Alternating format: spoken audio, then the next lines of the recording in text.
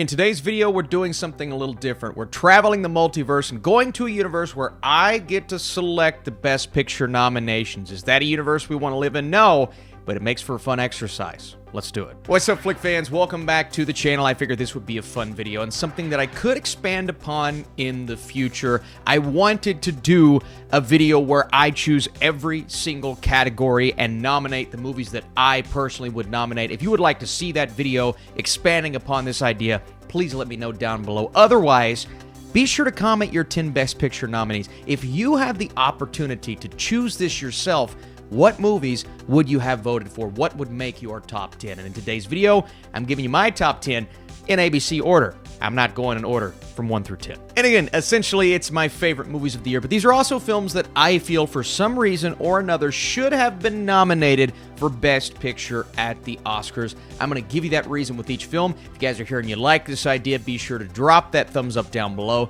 And please let me know, would you like more stuff like this? We're going to start with the honorable mentions in ABC order, movies right outside my nominees list. The first one is Guillermo del Toro's Pinocchio, an absolutely beautiful animated movie. Marcel the Shell with Shoes On, just a heartwarming experience. Nope, yeah, I have it on my list. Not the best Jordan Peele movie, but I thoroughly enjoyed the experience, especially the more I thought about it. Puss in Boots, The Last Wish. There is no denying how beautiful the animation is and how great the story itself is. RRR, the theatrical experience combined with what this movie did.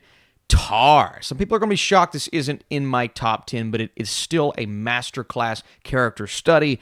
The Fabelmans, Spielberg's movie on the outside looking in on my list, but still a great film. How about The Northman? Did not get the love that I believe it deserved this Oscar season. The Whale, yeah, not everyone loved this movie, but I thought the movie itself was really enjoyable. And Women Talking, a masterclass script. The movie itself is really good, but just missed out on my top 10. And here's the first movie on my list. We're starting with Aftersun, the film that did get just a tiny bit of love at the Oscars with Paul Mescal, but I felt as if it deserved so much more. In terms of the script, it is one of the best screenplays of the year. Then you look at the authenticity of the story, how small scale and subtle the entire experience is, right? With Best Picture, you want something that's going to give you an experience, but sometimes it's not necessarily the big bombastic experience. It's not something that you're going to look at and say, wow, that's really artistic. But where is the meaning? What purpose does it serve? You know exactly by the time this movie ends what purpose it served. I thought that relationship was incredible. But with everything you look for in Best Picture, story,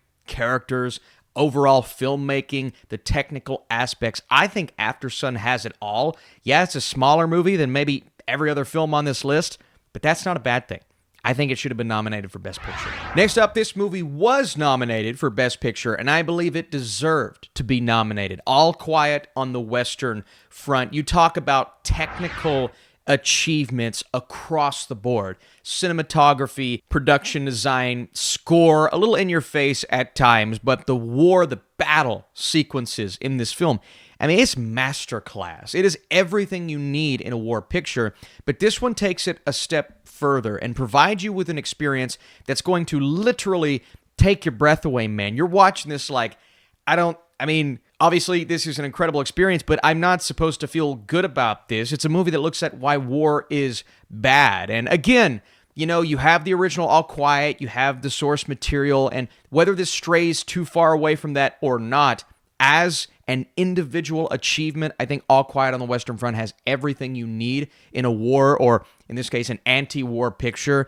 It knocked it out of the park. Obviously, I'm biased because it's my number 2 of the year, but it deserves it. Movie number 3 is another movie that did, in fact, get the Best Picture nod, and some aren't going to agree, but I think it absolutely deserved it. From an experience standpoint, when you watch a Best Picture nominee, you want to have that, whether it's on a smaller scale or, in this case, the biggest scale imaginable. This is a movie experience that I will never forget. My breath was taken away multiple times while watching this one on the big screen. It is built and made for the big screen. And no, I can't say, well, it's the best story I've ever seen, because it's not. It's taking cues from other movies. It's taking cues from the first Avatar. But I think it takes those ideas, it expands upon them, introduces more interesting characters, different perspectives, right? You have the older characters and the younger characters. A villain that is very good at being villainous, and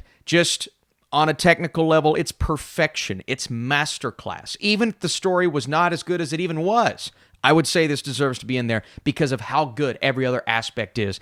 But I didn't hate the story. I actually thought it worked pretty well. And the overall movie, it has pretty much everything going for it. Again, I've got to give you reasons why these movies deserve to be nominated for Best Picture. And you're going to see something like Cha-Cha Real Smooth on here and go, Austin, why does that deserve to be nominated for Best Picture? Not only does Cha-Cha Real Smooth have a really good story, I mean, a heartfelt, emotional story. Yes, it's a bit of a romance, but it's also kind of, and I know he's in his early 20s, so not really, but sort of a coming-of-age story. I mean, he's trying to figure out who he wants to be and why he feels the way that he feels. So if you don't look at it from that perspective, you're going to say, well, I've seen movies like this before, and I have, right? But it's kind of that coda, makes you feel good, gets you emotional. You're watching main characters get emotional, and it will move you in a certain way. Obviously not everyone, but that's how I felt while watching Cha-Cha Real Smooth. But I look at these performances, especially Cooper Raiff, and I'm like, why was he not even considered? I mean, yes, he wrote the movie and he directed the movie, and it's fantastic in that regard, but this guy is doing everything he needs to. I mean, the scene when he's crying to his mom, I'm like, I felt that deep down. I thought Dakota Johnson crushed it. Vanessa Berghardt, you have that relationship with her and Raiff's character in Andrew, but then you have Andrew and his relationship with his younger brother David, and all of these various aspects of their lives coming together and culminating with what I believe to be one of the most emotional and moving finales to a movie that I saw in 2022. And even on a technical level, no, it's not the most well-shot movie I've ever seen, but it works from top to bottom. So I think you could have nominated screenplay. I think you could have at least looked at some of these supporting performances, and I felt as if it deserved more of a chance for Best Picture.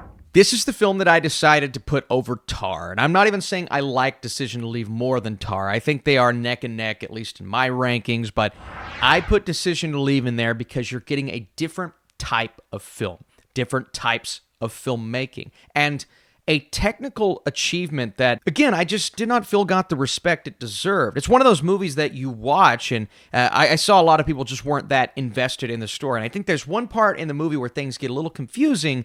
But for me, I figured it all out fairly quickly, and we got right back into this ridiculously engaging and really moving romance that takes a turn. And the movie takes multiple turns, but by the time you get to the end, there's a sense of devastation inside you that really no other film captured this year other than maybe All Quiet, but even that's in a completely different way. Decision to Leave is one that I will obviously hold technical elements above, far above some of the other films that I even nominated in the top 10. Editing, transitions, overall cinematography, everything about that is masterclass. I mean, you could teach an entire class based around what this movie looks and feels like. But even then, I'm not going to say it's Park Chan-wook's best written film. It's not my favorite script of his, but it's still a script that worked and brought it home at the end. And I just think on a technical level, from an acting standpoint, this movie had everything, and I thought it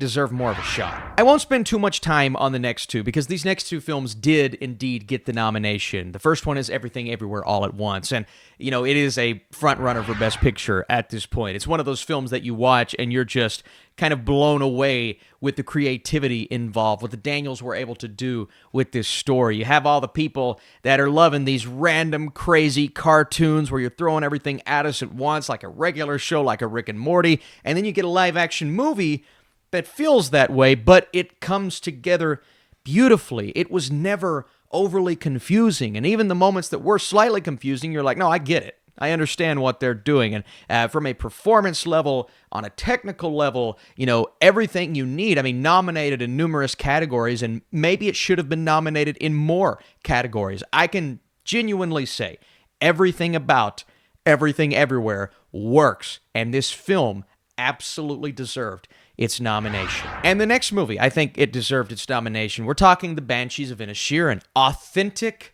across the board. A relationship that we rarely see in movies nowadays. A friendship that has been completely torn apart, but we don't know the reason. It's up to us as an audience, and really the characters to tell us, hey, here's what's going on. Even though it's a little confusing at first, you're going to be so invested in these main two characters. The main four characters, right? We got 4 acting nominations here. I think all 4 were deserved. And a director who just directs the crap out of this. Martin McDonagh crushes it in terms of the look, the feel, the direction, and the writing is oh so good. And beyond those performances, beyond the direction, beyond the writing, you have some of the best looking shots. Just shot selection that I've seen all year. It's a dark comedy that not everyone's going to respond to. Some may watch this and find it a little bit pointless, and I get it. I don't feel that way. I think this one deserved its nom. The way I said nom was funny. Nom nom. Nom nom nom. Here's one that may be a curveball for some, but not for me. I think this movie absolutely deserved it. It did what some of these movies that did get a nomination did, but in certain cases, maybe even better, and that is The Batman. I don't care if it's a comic book story. I don't care if it has a guy jumping off rooftops dressed like a bat and a woman in a cat suit, and she's a burglar, and some dude that just laughs all the time in the Riddler. I don't care. I don't care how ridiculous it seems on its surface. The Batman is one of the best executed movies of 2022. I am a little biased because I love the character, but he's such an interesting character. He's a beloved character because he's so well written in the comics, and I think that was transferred beautifully into this film, what Matt Reeves was able to do, bringing this version of Batman and this version of Bruce Wayne to life. It's a very different version. It's darker, it's ominous, it's creepy, it will unnerve you, it will move you, it will give you the theatrical experience that I think comic book movie fans deserve. And you know, I watched The Batman compared to some of the other comic book movies that we got last year, and just watching it side by side with these other films, the feel, the attention to detail, I'm just like, how does this look so much better than everything else that we got in the genre, and really every other blockbuster that I saw last year? Avatar aside, because that's mostly CGI, but from a grounded standpoint, it's one of the best looking grounded blockbusters I've ever seen. And then you get into the actual cast, and the performances are magnificent. Pattinson is amazing as this character. Kravitz, Dano, Colin Farrell disappeared and became the Penguin. Now, I think one of the best versions of the Penguin we've ever seen. I have really no complaints with the Batman other than, yeah, it's a little lengthy. Sure, I wanted more Alfred, and there are things about the third act where I don't love it as much as the first 2 acts, but as an experience and a movie, I mean, it got a lot of technical noms. I think 1 or 2 more. This should have been talked about for Best Picture. Then we have probably my most controversial movie on this list. Well, that may be Cha-Cha Real Smooth. Maybe my second most, The Menu. I liked The Menu more than Triangle of Sadness. Now, I will say, Ruben Östlund is, in my opinion, a better director. I think the direction in Triangle is a little better, so I understand why The Menu didn't get the nomination, but as an edge-of-your-seat experience, the performances are there. I think the direction, while not as good, is there. It works extremely well. The message is fairly clear. You're going to see certain characters making decisions in this movie, and you're kind of like, okay, why did they make that decision? But then you start to embrace and accept the type of story that they're telling here. And The Menu, for me, was so captivating from start to finish. And you have all of those technical elements, right? Cinematography. When they're showcasing the meal that they're about to eat and they're cutting from one shot to the next, I'm thinking to myself, yeah, it's subtle, but this could have gotten some technical noms. I think it should have gotten technical noms. And even the performances. Ralph Fiennes, Anya Taylor-Joy, they got the Golden Globe noms. I think Fiennes should have been looked at a little bit further in terms of other award shows. The performances are great, and it's so shocking. I do think it's a little too close to the horror genre for some voters. You know, a movie like Get Out, it had the themes, it had what was able to elevate it over something like The Menu. But you look at movies that came out last year like The Menu, Barbarian, even The Northman, that was leaning into that horror territory. I just feel like voters didn't take these types of movies as serious. But as a food lover, as someone who loves watching Chef Ramsay in the kitchen, The Menu spoke to me. I just think it has all of the elements there to make it a Best Picture nominee. It just didn't quite get there. And finally, I won't spend a lot of time on this one. It's Top Gun Maverick. You know why it was my favorite movie of last year. Yes, I watched it 8 times. I couldn't get enough of it, so my bias is ridiculous. It didn't matter if you all loved it as much as me, or if it didn't receive the critical acclaim, or if it didn't already have a Best Picture nomination. I was going to put it on this list regardless because I freaking love this film. But if you pull everything apart and on a technical level, okay, it's masterful. As a blockbuster experience, it's one of the best you'll ever have in the theater. The performances, I think, are there. They're really good. The moments from those performances, right? Even Tom Cruise was getting a look at. Kaczynski got the DGA nomination, so clearly people thought his direction was good.